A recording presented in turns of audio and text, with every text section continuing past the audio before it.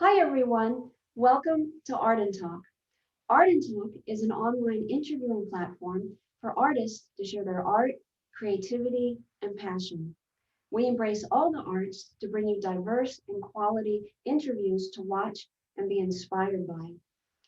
If you're an artist and you're watching this and you'd like to be interviewed with us on Art and Talk, just send an email to viewoftheartist@gmail.com and we'll get back to you with scheduling and information. If you're new to Art and Talk, we like to open the show with a poem, a song, an art piece, whatever our guest artist creative field is in, and that kind of helps set the tone and the feel for the show.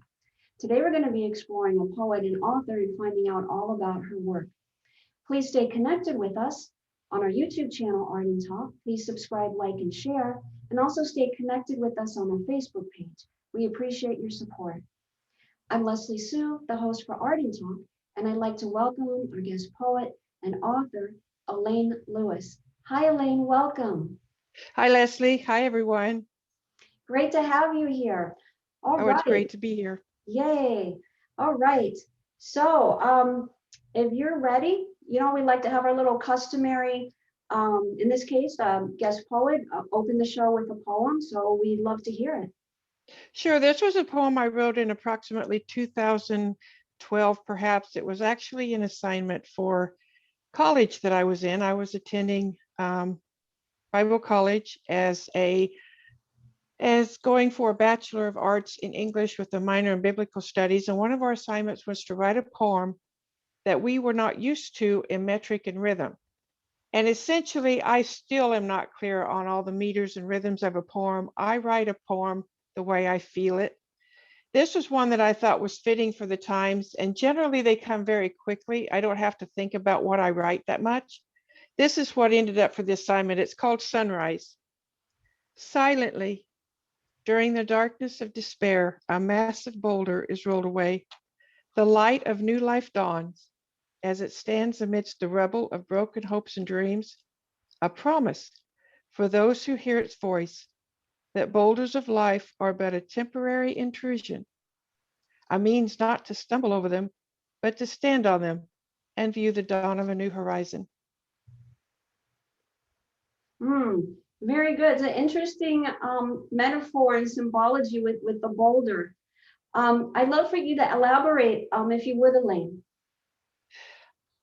I am a author probably since I was 12, I guess. I've known a whole lifetime of writing, and I have a lot of genres, a lot of extensive experience, and a lot of different types of writing. My mother, father, grandmother, a cousin, a daughter were also writers, and it just seems like it's in the genes. I learned earlier in life that I am a descendant on my mother's side from John and Charles Wesley, whom you may remember wrote thousands and thousands of church hymns. And it seems like I can get an idea for the simplest things, something somebody else wouldn't even think of, and I can just write a poem. It may rhyme, it may be in prose form. And as I said, I don't get all of the meters and the rhythms, but I am a musician also, so I suppose I feel the words when I write them. And this seemed fitting. As I said, I get my poems very quickly as a rule. I seldom ever have to think about what I write. I may go days and not write much of anything, and then I might write several in a day, several in a week, and then I'll go back and see how I feel they fit. I'm also a Southern gospel song lyricist. I have several songs that are pending acceptance by groups right now. I am an author. In 2017, I had put out a manuscript of different things that I and my family had encountered in life that was just really kind of weird and off the wall. And I thought, well, the kids have never seen this. A lot of the family had never seen it. So I started with just putting it into format for the family. And after some friends read this that were into the same interest, they said, you seriously need to go public with this. It's a hot topic. People would enjoy this. So I decided to do so. And in July of 2017, I had my first book come out. It's nonfiction. That's largely what I write. my mother and father were experts in fiction writing. They could make a story seem like they just really experienced it. I'm not so much. I think my fiction writing English teacher just passed me because she felt sorry for me, because I just didn't quite have the knack of developing characters. I like to take a real life situation and I like to build on that with how that situation makes me feel. Maybe my outlook is different than someone else that would read the poem I just read, but to me, coming from my personal life experiences, from the way I believe, from the way I see things and interpret things, that's how it came across to me. So the way I feel it is the way I write it. And Mhm. I've been surprised that many folks have told me they feel the same thing in reading it. I've had some different views on poems and I welcome them because it makes me think differently about something. I may get a good idea, good inspiration, but overall, I like to think that my feelings come across on the paper. Mhm, mhm. Well, that's a lot of great information. I have a couple of questions. If we can just for a moment, Elaine, go back to the poem that you opened with called Sunrise. And you mentioned that, first of all, we have a kind of a clear view that you're a feeler and you feel the words and how you look and see things, the way you interpret things in what you consider a real life situation, because that's kind of what you resonate with, is Mhm. what's going to come through in your writing. So just elaborate just briefly, if you would, Elaine, what is Sunrise all about and your unique way of looking and seeing the world? At the time I started school, I had just come through a quite a bit of unpleasant circumstances. And there are a lot of ways to look at those. And I realized that my faith had to get me through what I was going through. So I decided to find a positive. I didn't want to negate the negative. I didn't want to negate the situation, explain it away, wish it away, just ignore it away. I wanted to face it, but I wanted to find something in there that I could use. And Sunrise came at a time, as I said, I was in college. I had to actually stop and I was unable to finish the degree because of a kidney issue, and a kidney exploded and I was very sick and I just had to stop school. But I'd gone far enough that it wouldn't take long to finish if I wanted to go back. But I've been busy with writing and other things. I haven't done much with it. So this all came at a time that things were just in turmoil. And I thought, okay, I can sit here and I can look at this like there's never any more hope. I'm a victim. I don't know what I did, what happened, but I realized, hey, it's life. And just as the poem intimates with many of the readers, just as our Lord was in the tomb, everything looked lost, everything was gone to his friends, his disciples, his followers. And all of a sudden, when you least expect it, light of new life dawns. Something will turn around, something will come your way. It may be a word, it may be a circumstance, maybe some little thing someone does for you that shows you you are not forgotten through it. And that all of the obstacles, if you build on them, if you recognize them for what they were, an obstacle or something in your path, maybe you need to stop and sit on it and rest a while. Don't, maybe it's not, maybe you're not supposed to move forward. You just stop there, sit on that boulder, think about it. Think about your next move. Maybe you're supposed to go around it. You take a new direction. Maybe you stand on it and you look over the hill and you see where you're headed. There's a light, there's a city, there's a family member, a friend just down the road for you. So it's how you look at things. And I wanted to express it in very short form, how if we stop and take 1 second and just take a deep breath, we may learn something from the things we go through instead of feeling like a victim and never accomplishing what that obstacle was intended to teach us. Mm-hmm. Mm-hmm. Okay, so I love how you look at things really from like multiple perspectives. So the boulder is really kind of like a challenge or an obstacle Mhm. that you were experiencing, but it could be anything that someone is experiencing. And then the sunrise is sort of like renewal. It's like as you were saying, it could be like, it may be a moment to take a pause, take a reflection, no victim mentality, no feeling sorry for yourself, kind of coming more from acceptance. And then and then you look at it like, okay, well, maybe you need to pause, maybe you need to go over the boulder, maybe you need to go to the left, to the right, but one way or another, you're going to get through it. And it's kind of like a message of hope as well. Would you concur with that, Elaine? I would absolutely. That's a good way to put it, because we need to look at obstacles for what they are. They're real, they happen. They can be thrust upon us by someone else, or sometimes by choices we can create our own. But an obstacle is an obstacle. It's not an ending. And if we realize that it's only an obstacle, a means to pause, we don't have to stay with it. Mm-hmm. Mm-hmm. And as you went into your background, Elaine, so you come from a family where as a little girl, you probably heard a lot of stories, you had a lot of, heard a lot of different writings. So that had an influence on you to kind of move in that direction. That's true.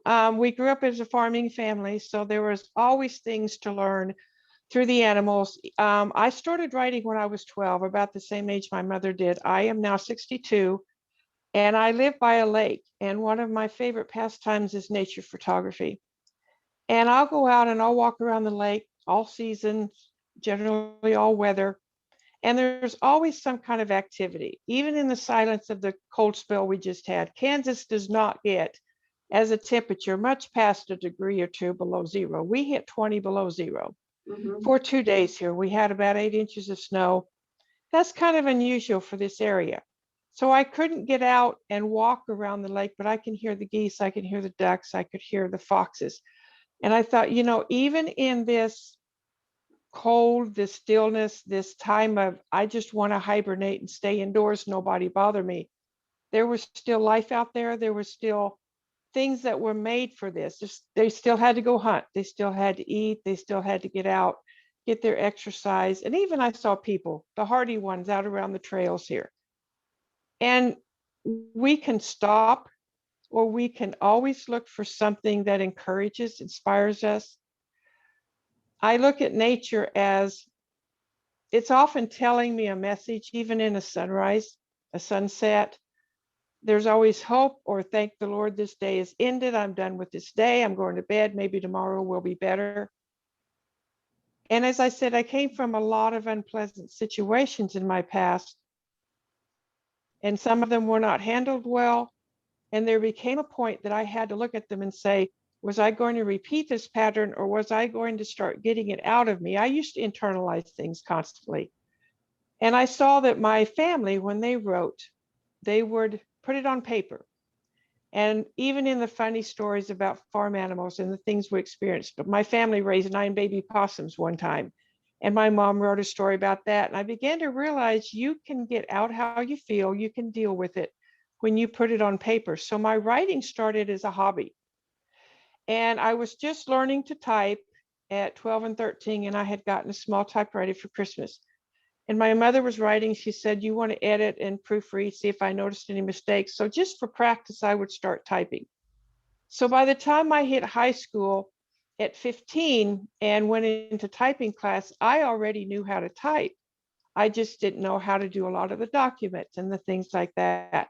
So I was one step ahead of everybody. And in a previous job, I worked with at the police department as a transcriptionist. And at that time, I could type 135 words a minute. When I got into that mode of writing these reports, and I would come home and relieve the stress of what I was writing about and what I'd seen that day, and start on my own writing, I noticed I let my fingers do my feeling. And sometimes I didn't know what I wrote until it was finished and I read it. And it probably told the story of whatever I was feeling at the moment more than I ever could have thought myself to put down on paper and think about it. So I collected all of those. I started putting them in a file, and unfortunately, I had a breakdown back in probably 2002. And the things I wrote during that time, I could never have expressed in talking to people how I felt. But as I went back and I read these, as I started to heal, and I'm doing great now and feel wonderful, but I began to see when I started to emerge, I began to see how my emotions were doing. And I thought, there's something here. So I started journalizing. I hadn't journaled my whole life, and I thought maybe I should start doing this. And I began to see that I can write way better than I can talk, way better than I can speak, and express myself way better in writing. And I started submitting a few things and it took off. And when I was working and going to school and raising the children, I was well known around this city as someone that I would do college term papers. I would review them, edit them. I took editing and proofreading in college, but it just came so natural, I whizzed through it. So I started doing that on the sideline for myself. And I wrote newsletters for organizations and I wrote college papers for people and would correct college papers. And it just took off from there. So when I had to leave work due to disability in 2002, I didn't know what to do with myself. And I thought there has to be a way to go about this and be useful. So that's when I turned my hobby of writing into an actual career choice, so to speak. And it took me 10 years to do the first book. A lot of it was my father would write stories, but he would write them on a 9-inch reel to reel recorder. And he would tell the story and I'd stop and start and stop and start and I'd copy it down and I'd fix it and improve it. And I noticed a lot of stories he had, a lot of stories my grandmother and my mother had that the family had never heard before. And I thought, I'm going to do this. And it came out in 2017, which received really well. That's more of the type of one of my interests, which is the odd, the weird, the peculiar. But I also do inspirational poetry, song lyrics. I do country song lyrics.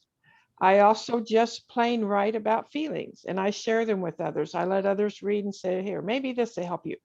And when a friend died, I wrote a poem specifically for her. Mm-hmm. But that poem has been used by other friends to express their goodbyes as well. Mm-hmm. So I get my return, maybe not in monetary value as some would look at it, but I get it in that I'm doing something to help people come to grips with what they're going through, with what they're feeling. Sometimes I'll write something that a friend has gone through and I'll just give it to them as a gift. And they said, I never said anything like this. I could never have told you. How did I? Well, as an empath, I feel things. And I'm around them long enough, I'll just pick something up and write it and say, here, I wrote this for you. And I miscarried just before my first child was born, and I wrote a dedication to that baby. And, and how I feel, and other mothers that were in the same position took a lot of hope in that one simple poem that I wrote on my personal situation. That's what I write for. Mm-hmm. So basically, your journey of poetry and writing, Elaine, has been basically self-discovery. And like as you were saying, you were able to get in touch with your emotions. You were able to, as you said, um, basically communicate things through words, through writing, poetry, etc., that were easier for you to communicate in that form than actually speaking about them. And you also started to kind of tap into a lot of things about yourself through your writing as you would read it back. And I thought it was really interesting, Elaine, when you said that your fingers actually like do almost like the feeling for you, and it almost made it sound like it was like this flow coming Mm-hmm. through you, like almost it's just like it's happening, it's happening, it's happening, that flow is going. And then it's not till maybe that session or that period of writing for that day or that moment is complete, and then you kind of look at it and then it's like it's almost was like revelations. It was very revelatory for you. That's exactly right. That's exactly right. And often in the mornings when I first wake up, if I don't keep pen and paper by the bed, I lose often my best ideas. And I look at things like I don't write on what it looks like at the surface. I feel something deeper in words than a lot of people do. And I realize words are very important. Words can heal, words can hurt. And I think if you have an innate gift, a gifting to write, a special calling to write, you can tap into life in a way other people can't. And you see things other people can't. And so you can express that for them. And that helps them ponder. Yeah, okay, this is a way I hadn't looked at it before because I don't see things in black and white in words. I see words as a purpose. As I said, words can hurt or heal. And we need to be very careful what we say to people. And we need to be very careful what we write, Facebook, social media, in letters, emails, things like that, because we may intend it to be dry humor. It can seriously hurt someone else that's not interpreting, that's not feeling on the same level. I much prefer face-to-face conversations, but in this day, that's not always possible, for one reason or another. Mhm. And people hide behind the keyboards too much. I don't want to use my keyboard as a means to express the hatred. I want to use my keyboard as a way to help heal others, Mm. because I'm not an island. I don't go through things, have not gone through things, and will not go through things that are isolated from everyone else. We all have life kick us in the behind sometimes. And we all feel things differently and process it differently. But the goal is ultimately the same. What got us there? Where do I go from here? Mhm. And sometimes they don't know how to do that. That's my goal in writing, is something I went through. I have even written things that I didn't know I would be going through, that I can go back and reviewing notes and poems and sorting through documents I may have written years ago that applied to a situation I just that day before experienced. It's almost like a supernatural or prophetic type of gift to me, because some things don't make a lot of sense when I write them until later. And I've got some that still have yet to make sense, but I intend to hang on to them and just see what happens with it. Mhm. Oh, that's so beautiful, and I'm glad that you shared that with us, Elaine. So in a way, you're kind of like a word healer. I would think so. I want to do that. Mhm. I don't hide the truth. When it comes to faith writing, as I said, I was in Bible college, so there's a lot of theological writing. We had to do research. I love research. I think that's why I like nonfiction, geared to nonfiction the best. I thoroughly research everything before I put it on paper, if I'm doing an essay or an article, because I won't put out anything that I'm not 100% convinced that I have discovered, in my opinion, to be true. Even if it may ultimately not proven to be true, I have research to back up why I arrived at that opinion. I don't write just because it's an opinion, and I will never give an opinion in any writings. I'll present the facts, because I don't want to lead the reader to either throw the book away as garbage or the article to discount it. But I want them, wait a minute, I don't know if I agree with that, so I'm going to do some digging and see what I come up with. Mhm. And so they start looking, they start learning more facts and more truth. I'm just there to present what I've learned. I'm there to use my words to guide. I would hope that I would never hurt with them, but sometimes the truth does hurt. And I went back recently and looked at some of the essays and the term papers and the abstract theses that I've written in college, and they were pretty powerful subjects dealing with what was going on at the time. And even today, this much later, this many years later, I see people still discussing these topics. And it's like, if it's that ingrained in society that it takes years to actually find an answer, then none of us know everything, but each one of us can contribute something. So when I write something that I've researched and I think to be true, and I put it out, I want it to be used as a jumping off point. Don't take my word for absolute truth, this is the final answer, but take it and go with what you're looking at. And that's theologically, that's in society, that's domestically, that's in whatever you want to write about. Just make sure that you don't use your writing to just merely express an opinion, because I don't think it helps. Mhm. Mhm. And also, Elaine, through your writing, you're also like a connector. You like to include other people and kind of embrace through your sensitive abilities what someone else is going through and kind of help them, kind of go through what it is. I was curious, Elaine, when you mentioned that you had a friend who had someone who passed on, and then you wrote a poem that was presented in the funeral. Now, in terms of your inner guidance, like what you're going to actually write about, if we could just tap into that.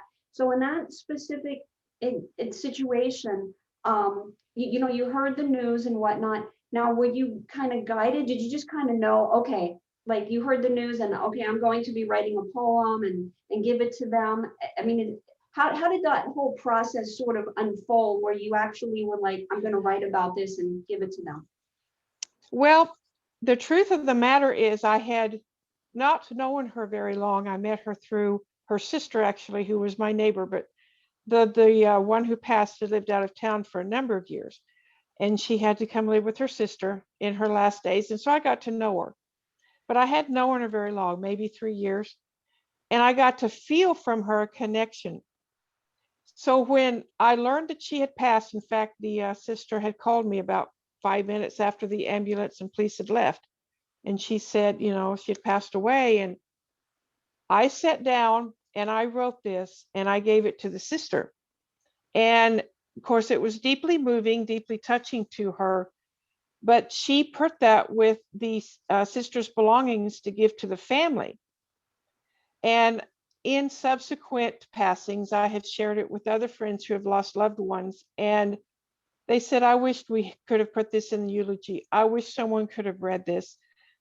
A 5-minute poem that has, this is my friend passed perhaps, I would say 6 years ago, and it's still touching lives whenever I share it with those who are interested after someone passes. Hmm. Hmm. That's such a beautiful, kind gesture on your part. Do you feel like kind of part of your purpose with your writing is also to, tap into your sensitive, nature, that part of you, and just see where it wants to direct your writing? You feel like that kind of is like purposeful in what you do? I do. As an empath, I believe we need some place as an outlet for what we collect from the world all day, every day. It can really get to an empath. There's times I can bring other people's problems, whether I intend to or not, into my own home, and I just feel draggy and down. You know how some people just, their negativity or their life just pulls it out from you, and you feel just very tired. If I don't have an outlet for that, I end up feeling ill for days over it. I often don't express joy as easily as others because I'm a serious thinker. I always look serious. I always act serious. I have fun with the rest of them, but I'm gathering what's around me and I'm processing it. And sometimes I have no clue how it's going to come out on paper. And as I said, sometimes I don't know what I said till I wrote it.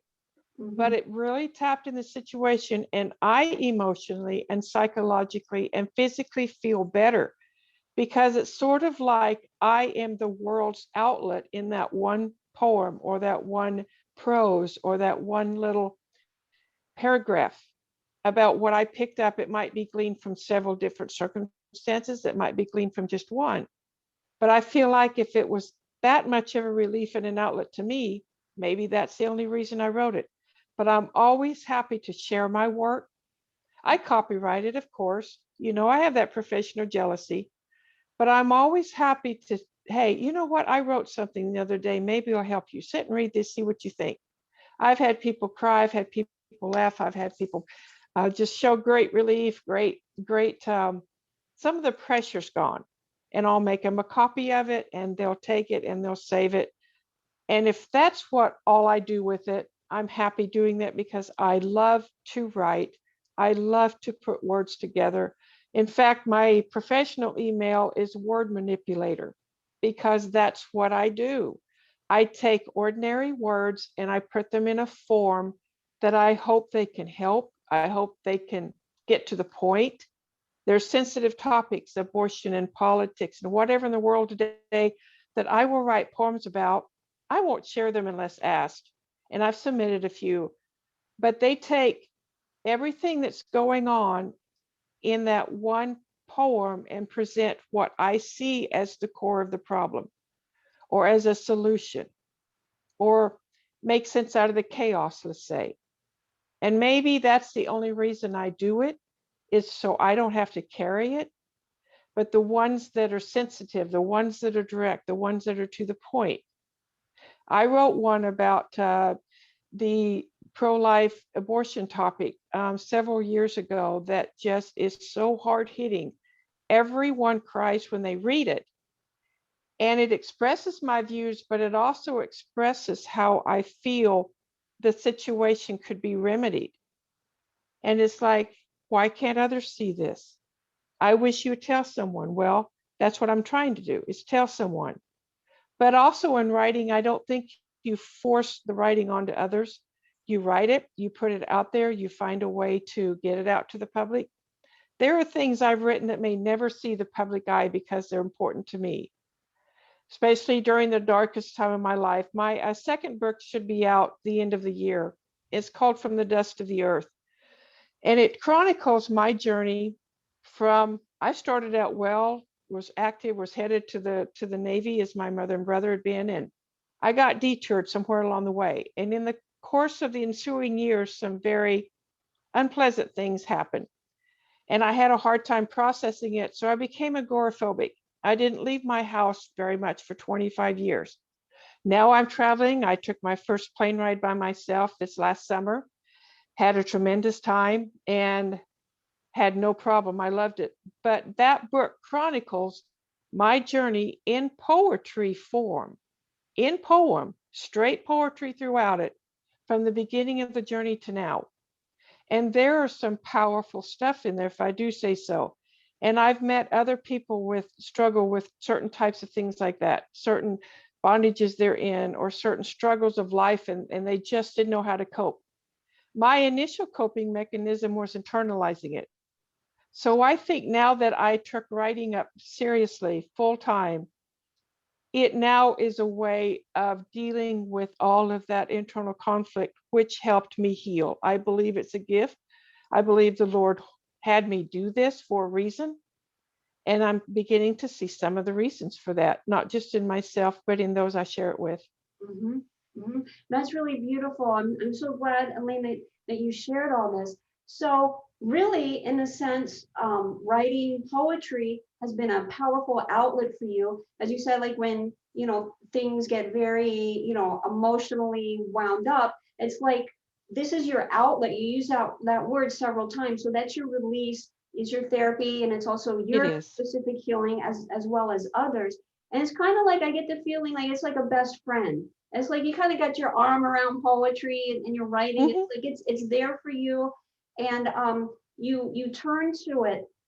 It seems like maybe you get that intuitive hit when as you mentioned, like maybe you're taking on a little bit too much of something that's Mm-hmm. going on that isn't yours due to your sensitivity. And then that's kind of like a little like click. Okay, now I need to write about this because that's your outlet. That's your vehicle to get it out of your system. And I also found it very interesting, Elaine, that you said that you're a very deep thinker and that you love words. And you said that you don't like the word manipulator address. But yet, what I found very interesting is when you approach your work, your writing, that you don't even really know what you're going to write about. It's like you just open up to this whole like vortex of trust. And I just found that, that whole process very interesting. I think one needs to tap into themselves if they want to be a productive writer, whether that production is for their own benefit or to help the world somehow. I, as a child, would often speak in rhyme, and I didn't even intend to. I would just start saying something. I'd be right on topic, right on the conversation, and people would begin to chuckle because I was actually rhyming and I didn't realize it until they pointed it out to me. And as I said, oftentimes my best work comes just bam, bam, bam. I always have pen and paper with me, have a little notepad in my purse, a journal with me on a trip, Mhm. because I never know when I might just see the pilot wearing a blue shirt that day that may actually give me a unique idea. And it may be funny, just may be something I thought of, but for me, it seems like it was always a part of me. It was just a while before I could tap into it. And as I stated at the beginning of the interview, even though I took the classes, I'm still not clear on all the meters and the poetry forms and the different styles. And all of mine are pretty much, there's a pattern, yes, a lot of the rhyme in a typical 2/4 meter, but Some of them come out in a way even I did not expect to write it. Sunrise was the first type I had written that way, and I'm not even sure what style it's called. But out of the classmates, there were three that wanted to use it and copy it to put it in a frame on their desk because it made such an impact on them. It came in 5 minutes. It was an assignment I'd struggled with, and finally I just walked away from it. The work was due to be, I went online school for the last 2 years, and the work was due, I think it was Sunday at midnight, and it was probably 9:30. I sat down, had that done 9:45, typed and sent, and that was the impact it made. So if I try to force it, I'm lousy. If I just let life happen and just, okay, write the idea down and come back to it, or I may get half of the poem and finish it later.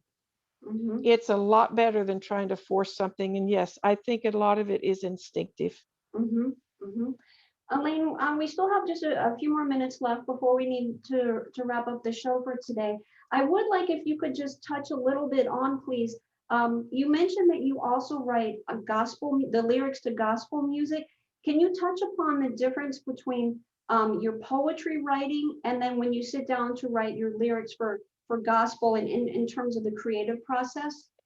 Yes, I like Southern gospel music the best. I grew up with the old hymns, as stated, a lot from my lineage, and I grew to love them. And I like the old English style of writing that John and Charles Wesley used, but that's not me. That's not today. But I realized that the most important thing those songs did was present a message.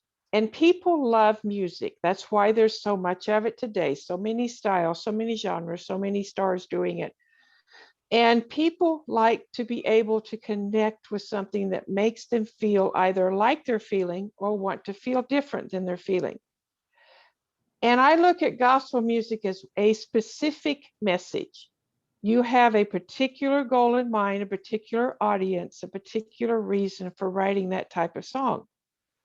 A lot of songs today, they go everywhere. You find crossovers, you find a lot of mixed media music, and a lot of different people like the same song for different reasons.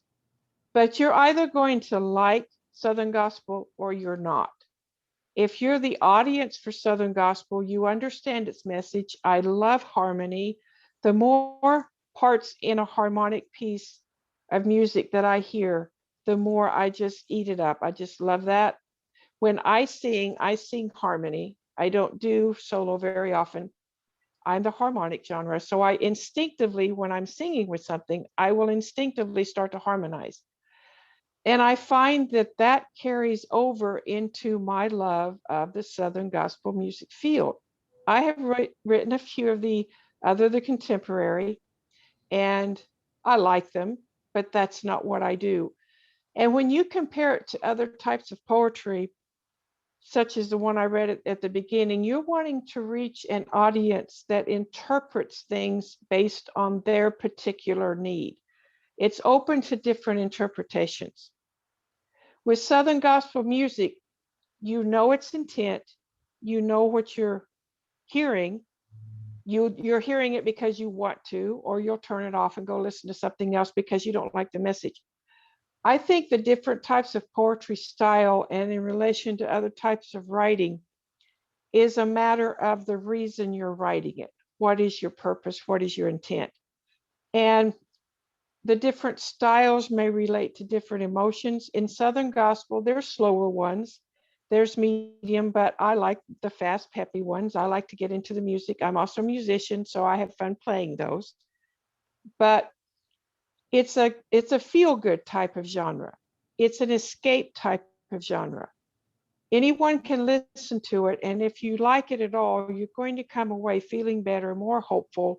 Maybe this isn't as bad as it looks, but when you read other poetry, you can read some of the famous ones back in the day, some of mine, and you can feel down, you can feel discouraged, and yet you feel that expresses how I'm feeling. Okay, how do I get past it? I couldn't put into words what I was feeling. This happened to me. I couldn't tell anyone. But in poetry, I think it's a way that everyone can identify in their own unique situation. Mm-hmm. Mm-hmm. Elaine, before we close the show, we have a couple of the images of your book. Would you like to pull that up and touch upon that?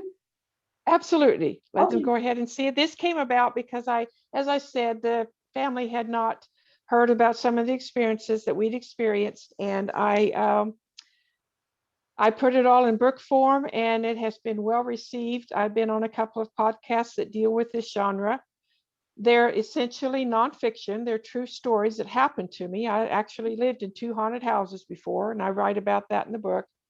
But it's a story for those type of people that like this and can relate to it. It's not for everyone. So that's why I write different genres.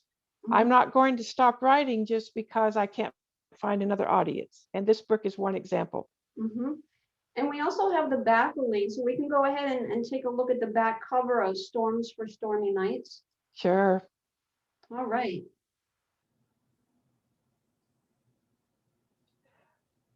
And that's essentially my life in a little paragraph. And the experiences in there are true. They did happen to me or to my family.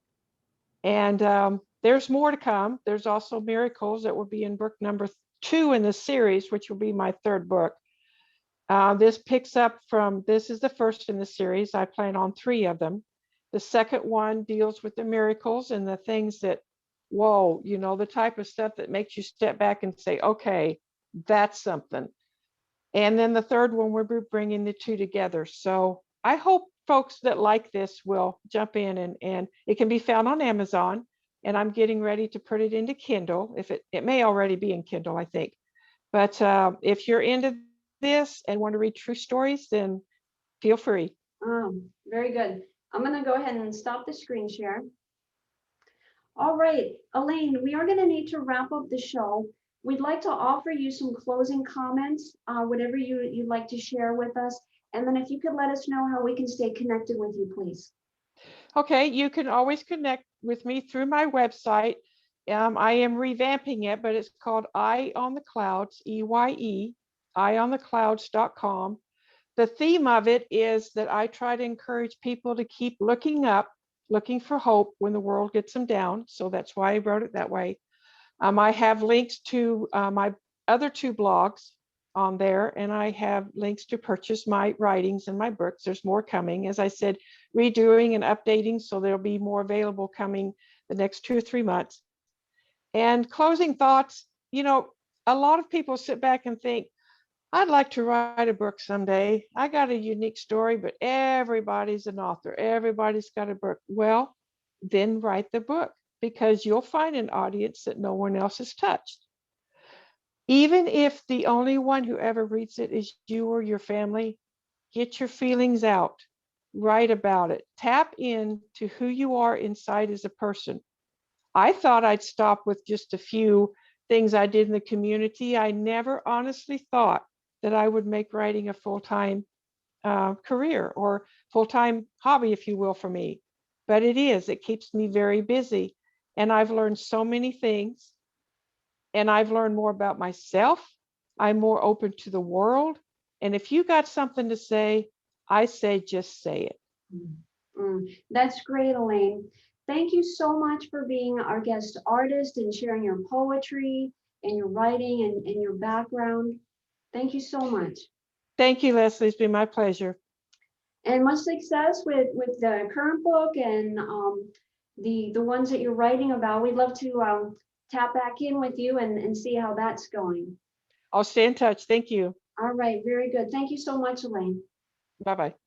Thank you everyone for watching Art and Talk.